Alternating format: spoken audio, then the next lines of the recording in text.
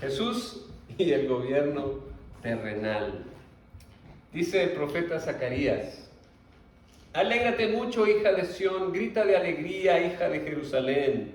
Mira, tu rey viene hacia ti, justo, salvador y humilde. Viene montado en un asno, en un pollino, cría de asna.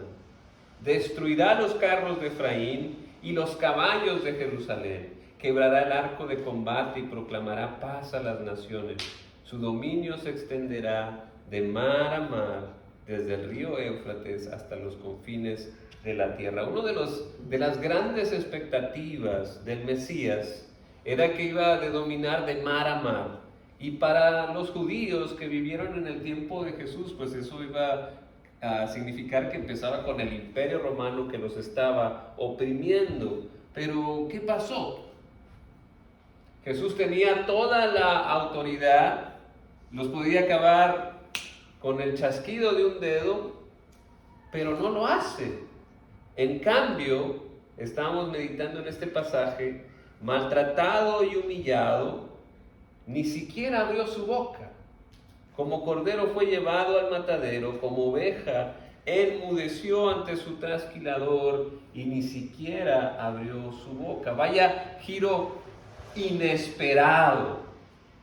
Nos sorprende, pero estaba planeado, era una profecía. Jesús lo había repetido varias veces a sus discípulos, ¿verdad? Estamos en este momento en Marcos, donde Jesús ya fue a Jerusalén y ahora sí es su tiempo. Ahora sí está en su tiempo y está declarando las cosas y está ahí en el templo y enseñando y todo esto. ¿Y qué es lo que pasa? Que lo agarran, ¿verdad? Lo arrestan, lo traicionan.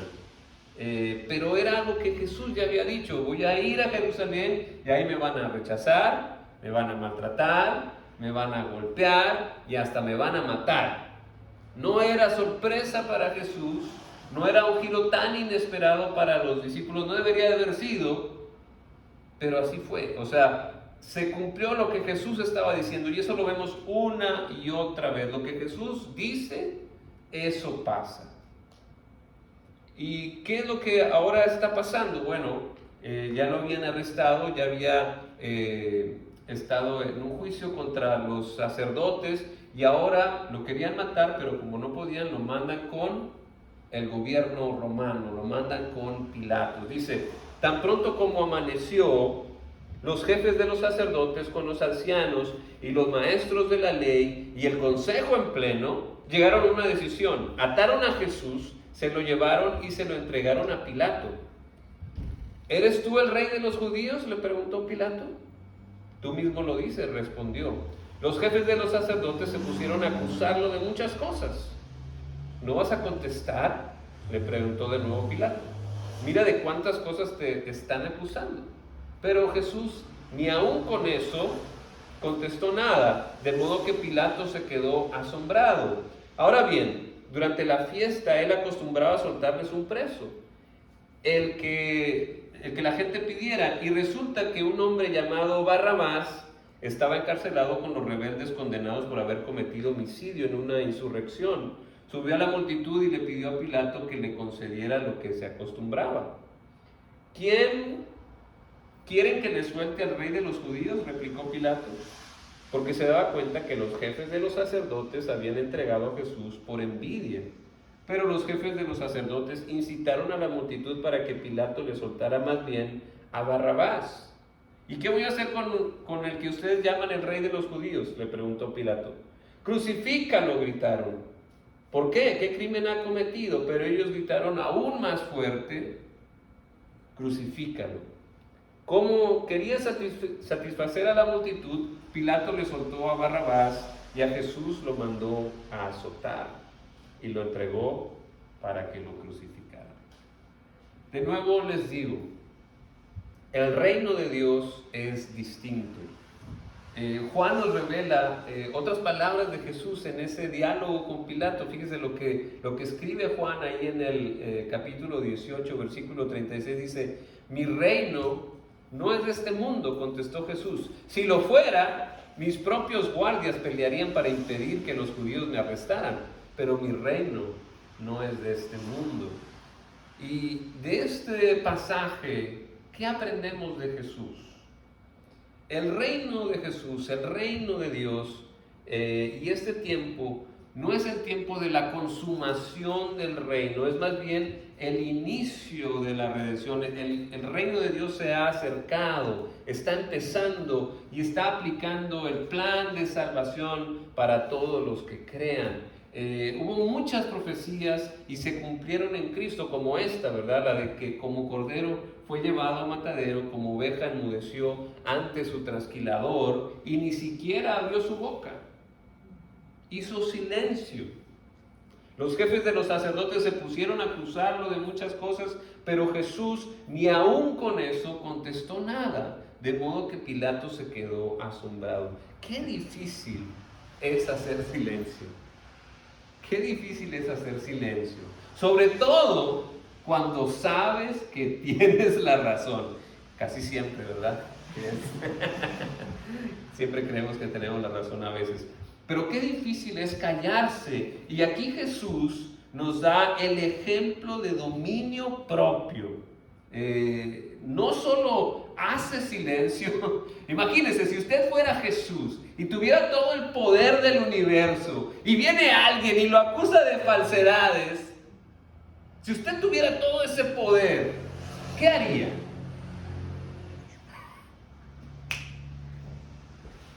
Un chasquido y te callas, desapareces. Pero Jesús no hace eso, hace silencio, e incluso en su corazón está el perdón. El perdón, o sea, Jesús da un ejemplo de paciencia y de compasión. Para mí esto de la paciencia me puso a pensar en esta palabra que hay en inglés y no la encontré en español, no supe cómo traducirla en español, pero hay una palabra en inglés que se llama long suffering. O sea, el poder aguantar el sufrimiento por largo tiempo, una resistencia a las cosas malas, a las cosas difíciles. Pero esta palabra, hay un sentimiento de aguante, pero porque hay algo en el futuro que te hace aguantar. Hay una esperanza en el futuro que vale la pena el sufrimiento de ahorita. Y esa esperanza que ve Jesús en el futuro, que lo hace soportar y no tronar el dedo y aplastarlos como hormigas, es tu salvación y la mía. Este final de la salvación, la libertad del pecado, de la culpa, del mal, de la vergüenza, de tener esta vida eterna, de que vamos a poder estar con Dios, que es lo que Dios siempre ha querido para nosotros desde la creación. Pero nosotros nos hemos desbalagado como ovejas, dice Isaías. Jesús nos da este ejemplo de obediencia, de esta palabra de yesed, del gesed, del amor comprometido. Aunque la gente lo abandone, aunque sus más cercanos lo traicionen, Jesús no es así. Nos da un ejemplo de esta resistencia al mal y esta resistencia a la injusticia. Es el ejemplo que nos da Jesús. ¿Y qué aprendemos de Pilato? Pilato es el representante del gobierno terrenal, y al principio se sorprende con Jesús, dice, wow, o sea, todo lo que te están acusando y tú te quedas callado y trata de hacer lo correcto, ¿verdad? Hay esta práctica de liberar a un preso, y en vez de liberar a este que parece inocente, dice Pilato, ¿quieren que les suelte al rey de los judíos? Porque se daba cuenta que los jefes de los sacerdotes habían entregado a Jesús por envidia, ¿verdad? El poder que tenían los sacerdotes no lo querían dejar, ellos querían seguir siendo los buenos ahí, pero los jefes de los sacerdotes incitaron a la multitud para que Pilato le soltara más bien a Barrabás. ¿Qué fue lo que pasó aquí? Vamos a pensar. O sea, Pilato dice, no, yo les voy a soltar a Jesús. Pues él parece que es inocente, no está haciendo nada absolutamente malo que merezca la muerte, mejor le suelto a Jesús. Y los sacerdotes dijeron, no, suéltanos a Barrabás, a Jesús. ¿Qué le vamos a hacer a Jesús? Crucifícalo. ¿Qué pasó con Pilato, con este representante del gobierno? ¿Qué fue lo que hizo? La presión de la gente le ganó. Prefirió hacer lo que le convenía a él. Y aquí Marcos no lo dice, pero Mateo dice que él, ¿por qué es famoso Pilato? Se lava las manos, ¿verdad? Dice, yo no tengo nada que ver. En Mateo 27, 24, cuando Pilato vio que no conseguía nada, sino más bien se estaba formando un tumulto, pidió agua y se lavó las manos delante de la gente, en representación de que yo no tengo la culpa, ¿verdad? Se declaró inocente. Qué fácil, ¿no? Ya, me lavo las manos. Es lo más fácil que uno puede hacer. Yo no soy responsable de nada, ya me voy. Pero el problema es que Pilato es el representante del gobierno. ¿Cuál es el trabajo del gobierno? El trabajo del gobierno es hacer justicia, es traer la paz. Y aquí Pilato se sale de su rol. El poder que tiene el gobernante lo usa para su propio bien. Él mismo se declara inocente. Tenemos que pensar en que no siempre la mayoría tiene la razón. Los que gritan más fuerte no siempre están en lo correcto. Tenemos que tener cuidado con eso. Y Pilato aplica el clásico, yo no fui, me lavo las manos, hagan lo que quieran, ¿verdad? Se deslinda de la responsabilidad que le correspondía de traer justicia y no le hace justicia a Jesús. Al que de veras hay que hacerle justicia, no le hace. Pero esto no es algo de Pilato solamente, lo vemos desde el inicio de la creación. ¿Qué fue lo que dijo Adán cuando comió la manzana? Fue la mujer. ¿Y qué dijo la mujer? Fue la serpiente. Entonces, es algo que es un problema de la humanidad, que no toma la responsabilidad por su pecado. Y aquí, pues, el poder público que tenía Pilato, pues conlleva una responsabilidad. Tú tienes este poder público, es para que tú lo ejerzas, pero lo usa para cubrirse su espalda. Cualquier parecido con la realidad de este presente es mera coincidencia. Pero lo bueno es que nuestra esperanza no está en el gobierno terrenal, sino en el reino de Dios, en el reino celestial, en el reino eterno, que un día sí va a ser consumado por este mismo Jesucristo.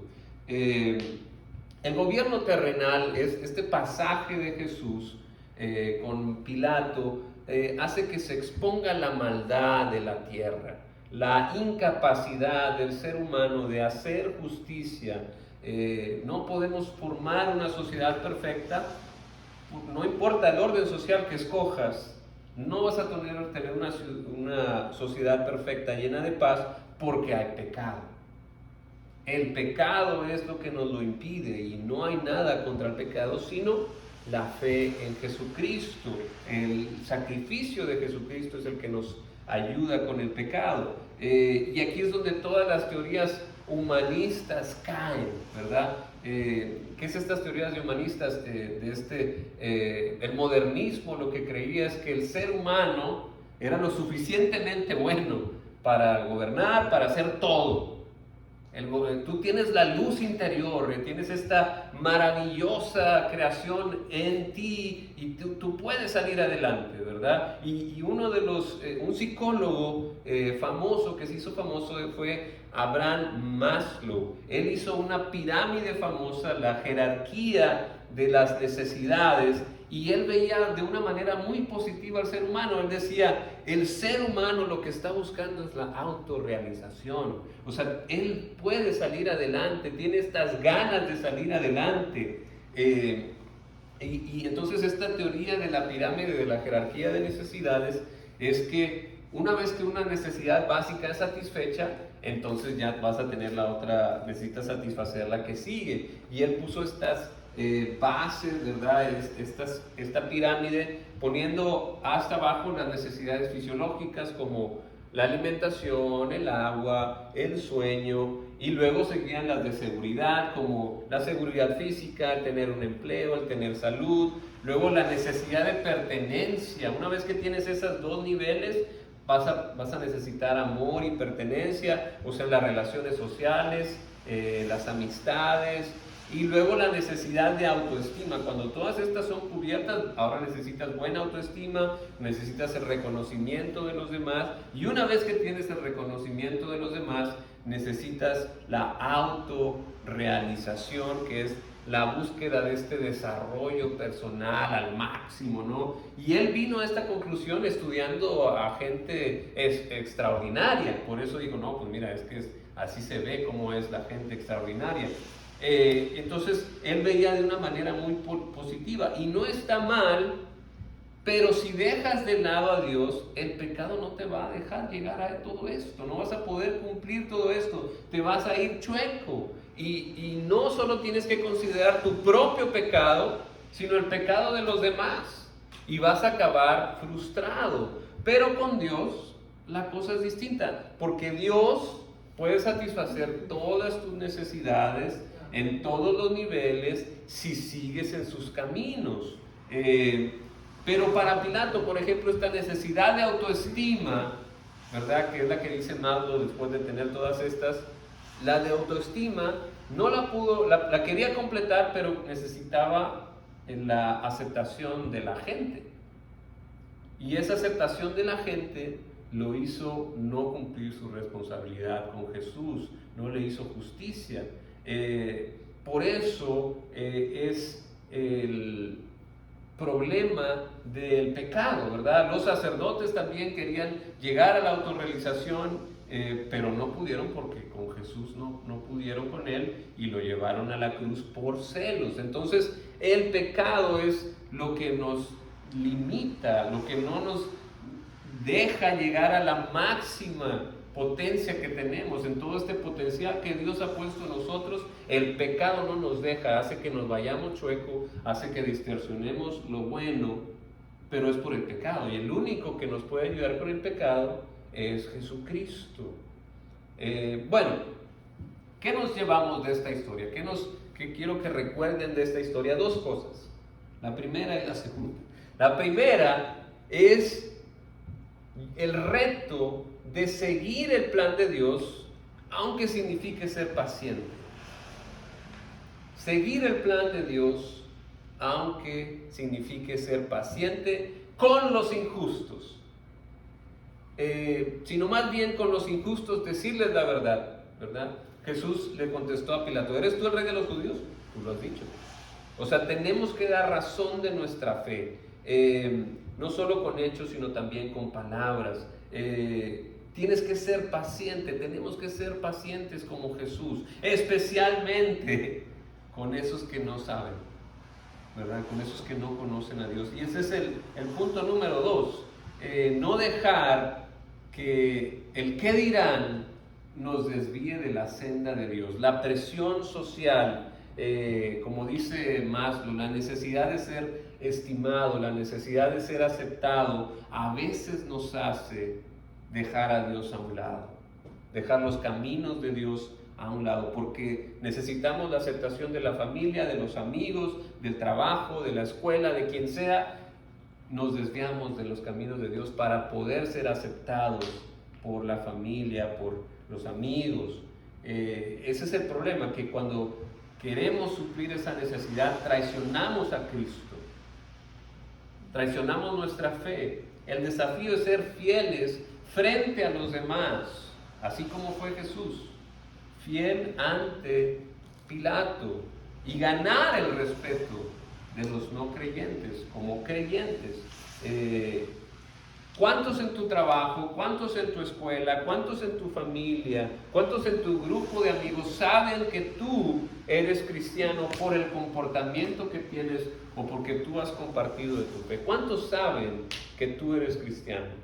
¿No lo saben porque no se han dado cuenta, o porque tú te has disfrazado como un no cristiano. Como lo he dicho antes, es muy fácil juzgar a otros, pero es difícil juzgarnos a nosotros mismos. Fácilmente decimos, ese Pilato estuvo bien mal, ¿no? Fácil. No, Pilato la regó bien gacho. O Pedro, no te voy a negar, Señor. O los discípulos, nosotros tampoco te vamos a abandonar. ¿Qué pasó? Es fácil juzgarlos. No, la regaron bien gacho. Son malísimos. Pero nosotros, ¿qué tan fácil te puedes decir la regué? ¿Qué tan fácil puedes decir yo también abandoné al Señor? Yo también me desvié de los caminos por aceptar, por ser aceptado o por miedo al qué dirán.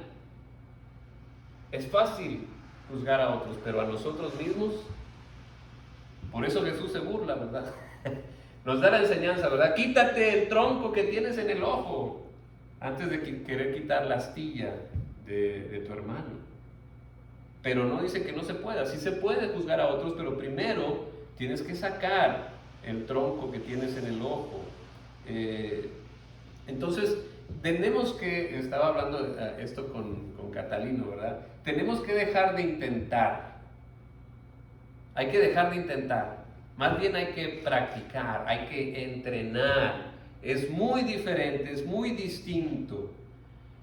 Intentar es, pues si me dan ganas, o ahí la voy a echar a ver si. ¿No? Eso es intentar. Lo intenté, ¿no? Lo intenté, me dieron ganas, lo intenté, no pude, ni modo. Eso es intentar. Pero otra cosa es entrenar. Entrenar. ¿Cuál es la diferencia? Entrenar es algo que tú te comprometes y que practicas y sabes que estás batallando, ¿verdad? No es fácil, ¿verdad? Si alguien empieza a jugar fútbol y no sabe de fútbol, pues no sabe ni cómo mover los pies, no sabe ni cómo correr, ni nada, pero va a entrenar. Y conforme va entrenando, va mejorando, va mejorando, va mejorando, va mejorando. Pero no lo está nada más intentando. Voy a ver si le pego la pelota. No, o sea, hay entrenamiento que tiene que hacer y eso es lo que nosotros como cristianos debemos de aprender, de dejar de intentar. Voy a intentar orar, voy a intentar leer la Biblia, voy a intentar ir a la iglesia, voy a intentar servir a otros, voy a intentar pasar tiempo a solas con Dios. Lo intentamos, pero no vamos a lograr nada porque no nos comprometemos y es algo que necesitamos crecer, necesitamos comprometernos con Dios, comprometernos a orar, comprometernos a leer la Biblia, comprometernos a ayunar, comprometernos a servir, comprometernos a orar. Tenemos que hacer ese compromiso para ser fieles a Dios. Si somos cristianos, si le hemos dicho a Jesús nuestro Señor, tenemos que comprometernos y seguir a Cristo, dejar que nos transforme, pero necesitamos ponernos en un lugar donde pueda transformarnos, porque nos podemos mover mucho y no dejar que Jesús nos transforme. Pero si tú lo sigues y lo obedeces y practicas en vez de intentar, entonces otro gallo te va a cantar. Y yo sé que el rechazo nos da miedo. A mí me da miedo que mi familia me rechace por como soy, por la fe que estoy ejerciendo ahora en mi vida. A mí me da miedo que en el trabajo me digan esto, o me tachen de lo otro, o también la fama que tenemos los cristianos, sobre todo los pastores. La fama de los pastores es horrible en algunos lugares. Tengo miedo a que me digan cosas, pero yo tengo que ser fiel a Cristo. No puedo dejar que la fama, que el qué dirán, me impida ser cristiano. Ese es el ejemplo que tenemos de Jesús. Y no es nada fácil, pero sí se puede. Jesús nos ha dado ejemplo, ¿verdad? ¿Y cómo fue que le hizo Jesús? Y aquí es donde yo me puse a pensar, ¿cómo es que Jesús logró esto? Y hay algo interesante que pasa en Marcos, en el capítulo 1, ¿se acuerdan? Antes de que Jesús empezara su ministerio, lo primero que hizo en su ministerio fue bautizarse. ¿Y qué fue lo que pasó cuando se bautizó? Pasaron dos cosas. Uno, bajó del cielo El Espíritu Santo, ¿verdad? Dice, como una paloma y se posó sobre Jesús. ¿Y qué más? ¿Se acuerdan? Se escuchó una voz que decía, este es mi Hijo amado. Jesús no había hecho nada, pero tenía la afirmación del Padre. Jesús estaba seguro del amor del Padre. Y yo creo que eso hace la diferencia. Esa necesidad que habla Maslow de la aceptación, de la autoestima, ya la tenía Jesús, porque el Padre lo amaba y él estaba seguro de ese amor. Y esa es mi pregunta de reflexión para ti. ¿Sabes que Dios te ama? ¿Estás seguro de ese amor? Si estás seguro de ese amor, entonces puedes tener resistencia al mal. Ya no necesitas la aceptación de los demás, porque tienes la del Padre a través de la fe en Jesucristo.